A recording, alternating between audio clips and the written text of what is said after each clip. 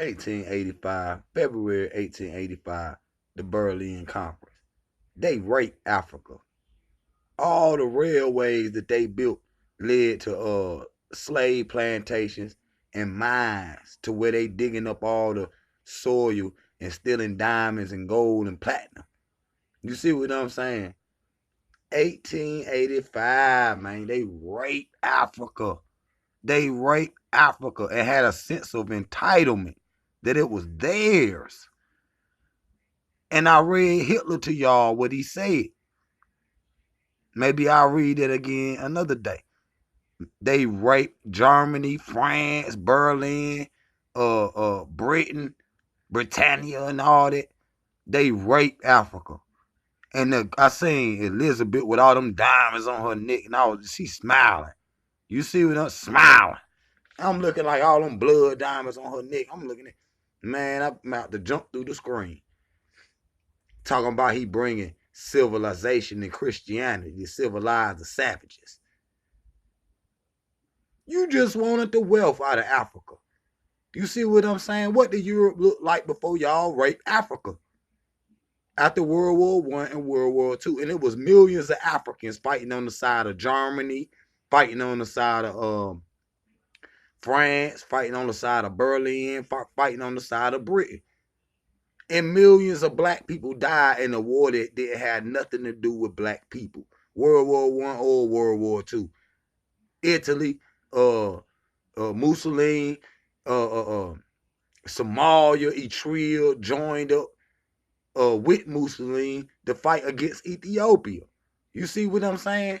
But millions of Africans died in them two wars fighting on the side of the enemy. So they exploiting the human wealth of Africa.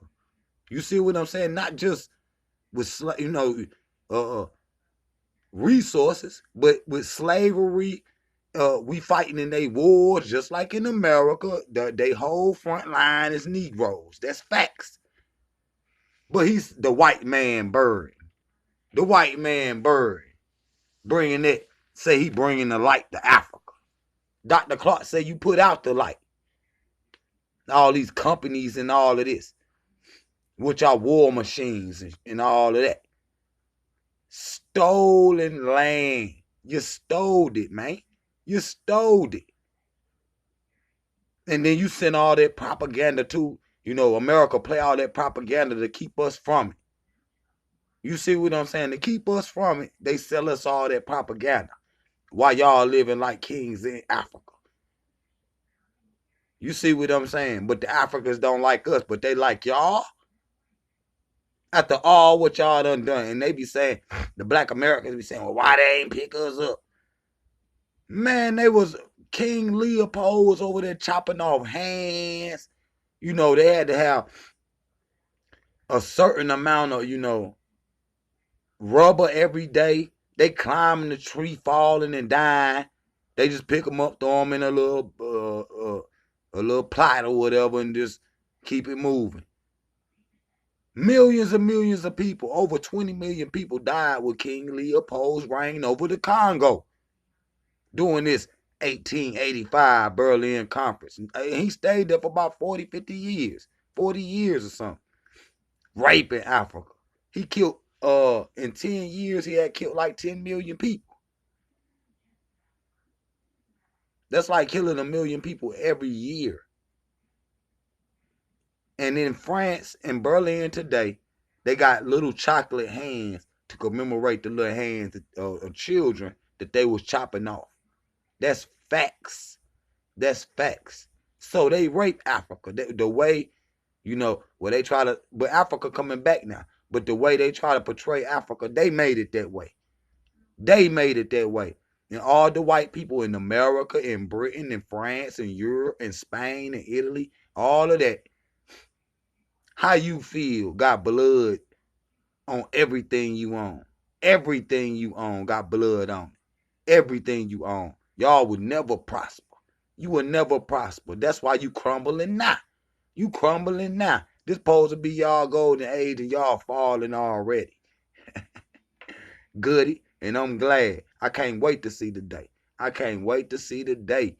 That's word. So they chop up Africa into all these little pieces. You see what I'm saying? Rhodesia, South Africa, you know what I'm saying? Ghana, they chop up all these little. And then I was looking at something earlier with Liberia.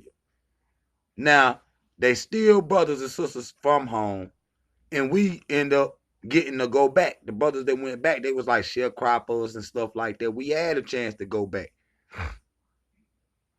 And that's a story Dane Calloway tried to mix up, by the way, talking about we were Africa and came back. Not everybody, it wasn't but maybe 100 people, you know what I mean, that started Liberia. You see what I'm saying? That's why they flag red, white, and blue. And they say the same pledge of allegiance to the flag that we say. The exact same words that we say when we in America, when you pledge allegiance to the flag, that's what they say in Liberia. That's facts. That's facts. But you got places in Liberia called, like just like in South Africa, called San Francisco, Mississippi, uh, uh, Alabama. You see what I'm saying? Georgia. Everywhere they go, they bring their culture with them and rename things. Talk about Lake Victoria. That's Lake Tanganyika. And it been there for over 1,000 years, and you can't just come in and name it Lake Victoria, Lake Paul, and Lake George. None of that exists. That's you with your imperialism. You see what I'm saying? They're going to carve up Africa. Niger just means black area. That's all that it means. Same as Nigeria. Black area. And then we go and fight each other over these little goofy names that they done called it. We gonna have to rename and put the real names back on Africa, man. That's what we gonna have to do.